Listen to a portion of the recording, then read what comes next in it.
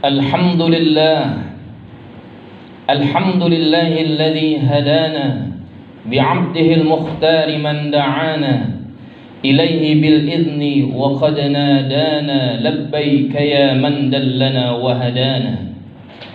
Ashhadu an la ilaha illallah wahdahu la sharika lah wa ashhadu anna Muhammadan abduhu wa rasuluh la nabiyya ba'dah.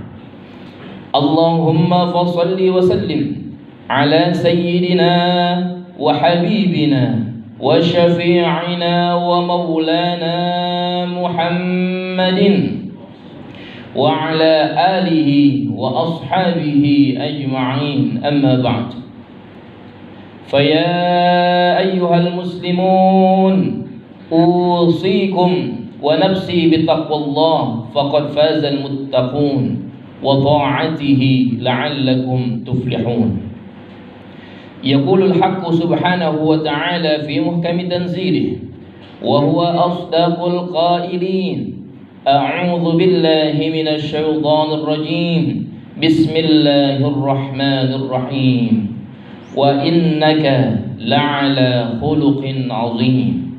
Wa qala an-nabiy sallallahu alaihi wasallam awlan nasi bi yaumil qiyamah aktsaruhum alayya salatan.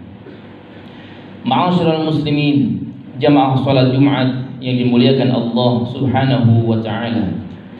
Alhamdulillah wa syukrulillah. Kita panjatkan puji syukur kita kepada Allah Subhanahu wa taala yang sangat baik terhadap kita, yang terus mencurahkan nikmatnya begitu banyak kepada kita. Allah Subhanahu wa ta'ala yang maha sabar, yang tetap sabar menerbitkan matahari dari timur, walaupun banyak di antara kita yang masih saja bermaksiat kepadanya. Salawat teriring salam tak lupa kita curahkan kepada Nabi besar kita, Nabi Muhammad sallallahu alaihi wasallam, sosok yang begitu mulia, manusia pilihan yang mempunyai akhlak yang begitu indah. Maka besar harapan kita agar kita semua nanti tanpa terkecuali dapat berkumpul bersama beliau di surganya Allah Subhanahu wa ta'ala. Amin ya rabbal alamin. Hadirin, marilah senantiasa kita tingkatkan ketakwaan kita kepada Allah agar kita semua menjadi hamba-hambanya yang beruntung.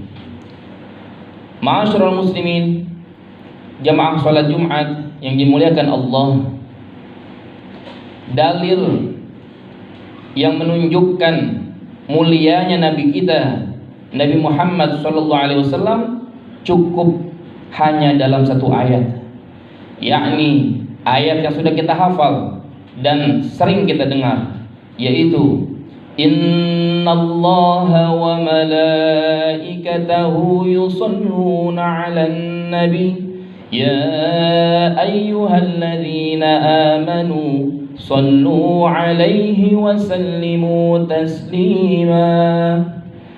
Allah Subhanahu wa ta'ala, Allah sang maha raja langit dan bumi yang menguasai alam semesta ini, bersalawat kepada Nabi besar kita, Nabi Muhammad sallallahu alaihi wasallam. Malaikat, makhluk yang suci yang tidak pernah bermaksiat kepada Allah juga ikut bersolawat kepada Nabi besar kita, Nabi Muhammad sallallahu alaihi wasallam. Itu menggambarkan bagaimana mulianya Nabi besar kita, Nabi Muhammad sallallahu alaihi wasallam. Beruntunglah kita menjadi umat beliau. Maka hadirin sekalian, jika kita ingin hidup kita selamat dunia dan akhirat, tentu kuncinya adalah dengan menjadikan Rasulullah sallallahu alaihi wasallam sebagai panutan kita. Tidak ada satupun kebaikan yang belum Rasulullah perintahkan kepada kita, dan tidak ada satupun kemaksiatan yang belum Rasulullah peringatkan kepada kita. Maka dengan kita mengikuti beliau, amanlah hidup kita dunia sampai akhirat. Hadirin yang dimuliakan Allah, Allah Subhanahu wa taala berfirman, A'udzu billahi minasyaitonir rajim. Qul in kuntum tuhibbunallah fattabi'uni yuhibbukumullah wa yaghfir lakum dzunubakum. Katakanlah wahai Muhammad, jika kita ini selaku umat Nabi Muhammad mencintai Allah Subhanahu wa taala, maka ikutilah aku, yakni mengikuti Nabi besar kita Muhammad sallallahu alaihi wasallam. Maka yuhibbukumullah, kita semua akan dicintai Allah Subhanahu wa taala. Dan dosa-dosa kita pun akan Allah hapuskan. Dahsyatnya jika kita mau mengikuti Nabi besar kita Nabi Muhammad sallallahu alaihi wasallam. Ridhonya Allah, cintanya Allah, itulah hal yang termahal di dunia ini dan bisa kita raih dengan kita mengikuti Rasulullah sallallahu alaihi wasallam.